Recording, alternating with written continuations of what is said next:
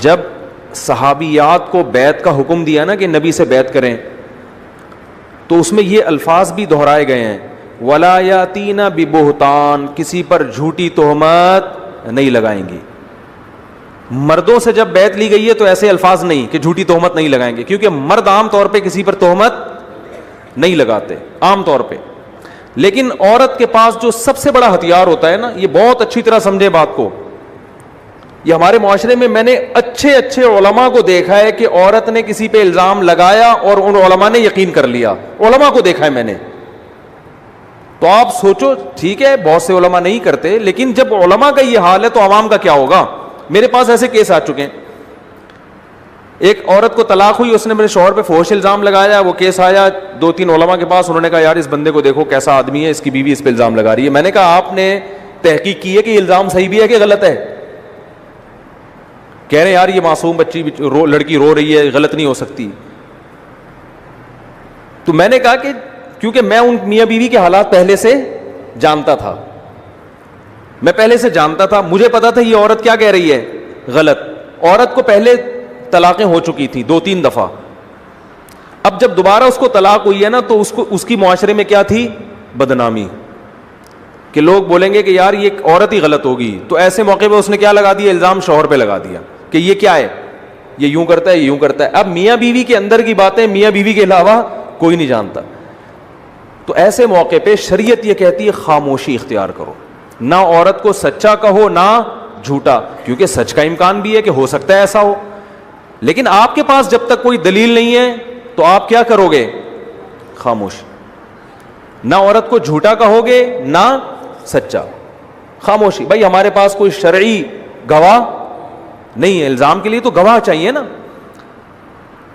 غالباً وہ تھے امام شافعی رحمہ اللہ تعالیٰ تھے, بہت بڑے جج تھے, قاضی تھے نا اپنے دور کے. ان کے پاس ایک عورت آئی روتے ہوئے, اپنے شوہر کے الزام ظلم بیان کرنے لگی, اور ایسے رو رہی تھی کہ ان کے پاس کوئی تابعی بیٹھے ہوئے تھے یا صحابی تھے. انہوں نے کہا کہ بھائی آپ اس عورت کی فریاد سنیں اور اس کے شوہر کو بلا کے سزا دیں, یہ واقعی سچ بول رہی ہے.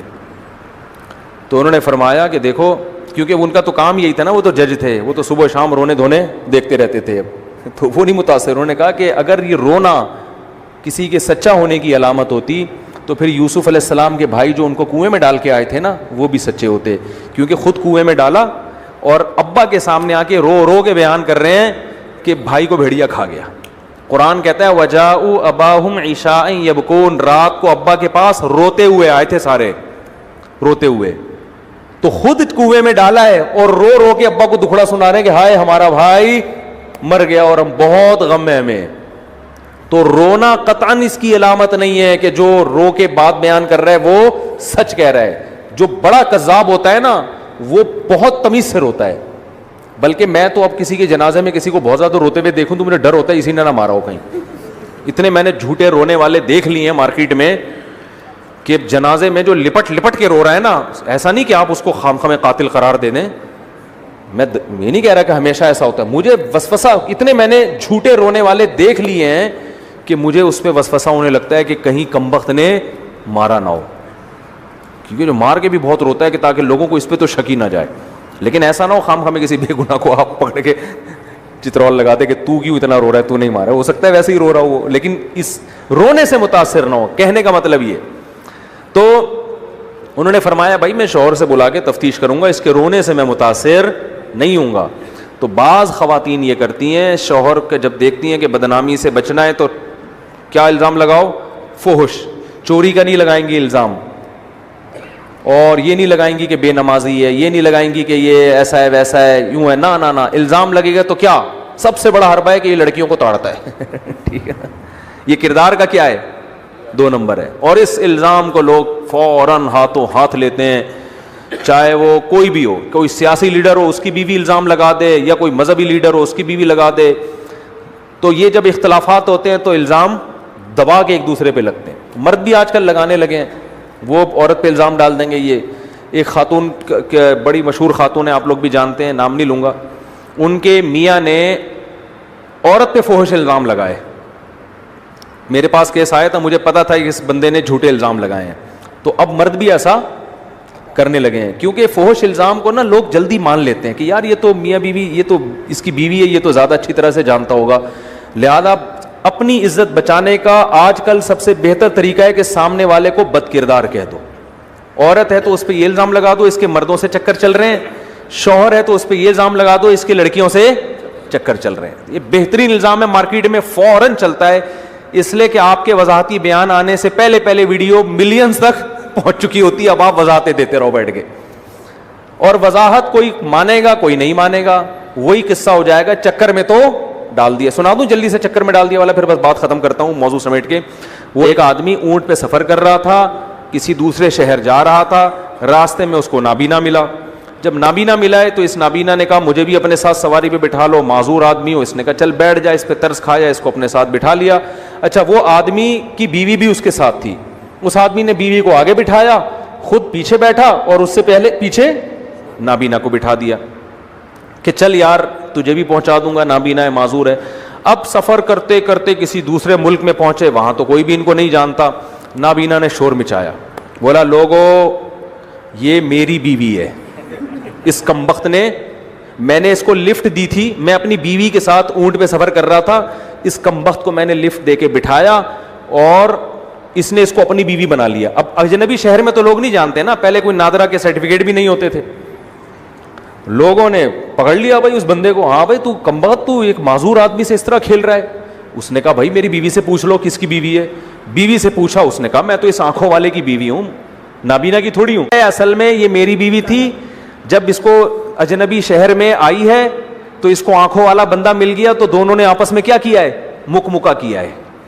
کیونکہ اجنبی شہر ہے, یہاں تو کوئی نہیں جانتا کون کس کی بیوی, دونوں ملے ہوئے ہیں.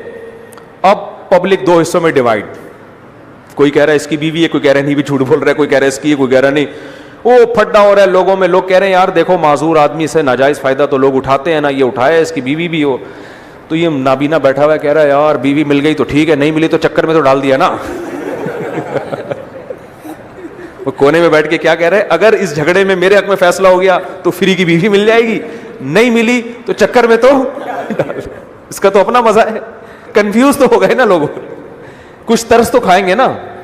تو فحش الزام ایک ایسی چیز ہے کہ آپ کسی پہ بھی ڈال دو, ملینز تک ویڈیو وائرل ہوتی ہے, لوگ یقین کریں نہ کریں چکر میں بہرحال پڑ جائیں گے. کردار مشکوک بہرحال ہو جائے گا. جب کردار مشکوک ہو گیا تو اب بات میں جان نہیں رہے گی. لوگ کہیں گے ابے بندہ تو ہے نا ایسا, کچھ کہیں گے ہاں ہے, کچھ کہیں گے پتہ نہیں ہے کہ نہیں ہے, کچھ وسوسوں میں آ جائیں گے. تو یہ ہمارے معاشرے کا ایک بہت بڑا فالٹ ہے. شریعت کا اصول یہ ہے کہ کسی کی ذاتیات کو اچھالنے کی قطعاً اجازت نہیں ہے. اگر شوہر واقعی بد کردار ہے, عورت کو اس کی اجازت نہیں ہے کہ وہ اس کی بد کرداری کو لوگوں کے سامنے جا کے بتائے. اسلام اس کو ٹھکائی لگائے گا, اس کو نہیں لگائے گا. اگر بیوی واقعی بد کردار ہے, آپ کو اجازت نہیں ہے کہ آپ اس کی بد کرداری لوگوں کے سامنے بیان کریں. اگر آپ نے بیان کی آپ کو 80 کوڑے لگیں گے, اسلام یہ کہتا ہے, آپ کو ٹھکائی لگے گی. اب تو لعان بھی نہیں ہو سکتا, اب تو آپ کو ٹھکائی لگے گی لازمی. اگر کوئی بتایا کرے نا میری بیوی ایسی, تو بھائی چھوڑ چھاڑ کے ختم کر, طلاق دے. اگر تجھے اس کے بارے میں شبہ ہے علیحدگی اختیار کر لو. تو یہ نہیں ہوتا کہ یہ ایسی ہے یہ ویسی. یہ شریعت نے اصول ہی, شریعت نے کہا نہ آپ کسی کی غیبت کر سکتے ہیں, نہ آپ کسی کو تانا دے سکتے ہیں. تانا بھی دینا جائز نہیں ہے کہ تو ایسا ہے, تو بھائی وہ ایسا ہے تو اللہ اسے حساب لے گا نا. سزا دینے کا اختیار کس کو ہے, گورنمنٹ کو. لیکن گورنمنٹ بھی جب سزا دے گی جب شہادت کا نصاب پورا ہو جائے گا. اس سے لوگ یہ کہتے ہیں کہ نہیں وہ پھر وہ تو اس کا پتہ کیسے چلے گا. تو پتہ چلانے سے کیا ثواب ملے گا آپ کو؟ شریعت ہمیں ظاہر کو دیکھتی ہے, بس لوگوں کے کس کو دیکھو, ظاہر کو. چھپ کے کون کیا کر رہا ہے وہ جانے. بولتے کیوں نہیں بھائی, اللہ جانے, وہ اللہ انتقام لے گا. آپ اپنی باؤنڈری سے باہر نکلنے کی کوشش مت کرو. تو اب اگر کوئی بھی کسی پہ الزام لگایا کرے نا, شوہر الزام لگائے, اچھا جس شوہر نے بیوی پہ الزام لگایا نا عدالت کے سامنے, جج نے الٹا شوہر کو ڈانٹا,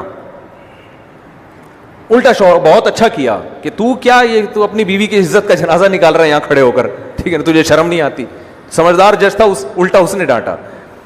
تو اسی طرح کوئی عورت الزام لگائے تو بجائے اس تحقیق میں جانے کے یہ الزام صحیح ہے یہ غلط ہے, بولنا یہ چاہیے, کمنٹس یہ ہونے چاہیے کہ بھائی اگر وہ ایسا ہے تو محترمہ آپ علیحدگی لے کے الگ زندگی گزارو, ختم ہو گئی بات. وہ کون ہے, کیا ہے, آپ سے کسی نے پوچھا کہ آپ کیا کرتی رہی ہو ساری زندگی, ٹھیک ہے نا. اور مرد الزام لگا رہا ہے تو اس کو بھی, ہمارے ہاں الزام لگانے والے کو برا نہیں کہا جاتا, بلکہ الزام پہ بحث شروع ہو جاتی ہے کہ صحیح الزام ہے یا غلط. ہاں وہ الزام جس کا حقوق العباد سے تعلق ہے اس میں تفتیش ہونی چاہیے.